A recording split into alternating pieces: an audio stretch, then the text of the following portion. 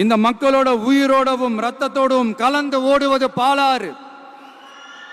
அந்த பாலாறை இன்னைக்கு பெரியார் பெயரையும் அண்ணா பெயரையும் சும்மா பேருக்கு வச்சுக்கிட்டு ஆட்சி நடத்துறவங்க என்ன பண்றாங்க தெரியும்ல?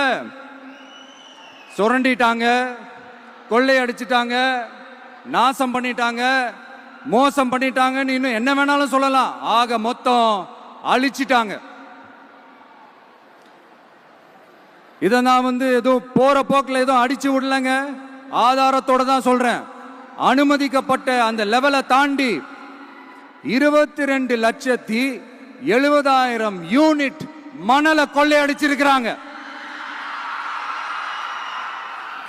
ஆக மொத்தம் இதுல அவங்க அடிச்ச கொள்ளை எவ்வளவு தெரியுமா? ரொம்பலாம் இல்ல, கம்மி தான்.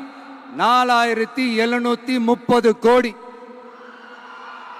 கம்மி தான் இல்ல?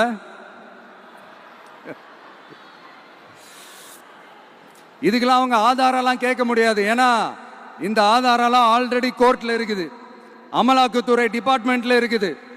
அந்த டிபார்ட்மெண்ட்ல வேலை செஞ்ச சில நல்லவர்கள் அவங்க அடிச்ச அந்த கொள்ளையெல்லாம் தாங்க முடியாம வெளியில சொன்ன அந்த ஆதாரங்கள், இதெல்லாம் சம்பந்தப்பட்டவங்களுக்கு இன்னும் நல்லாவே தெரியும். அதனால இது சம்பந்தமா ஆதாரங்களை கொடுன்னா அவங்க கேட்க முடியாது.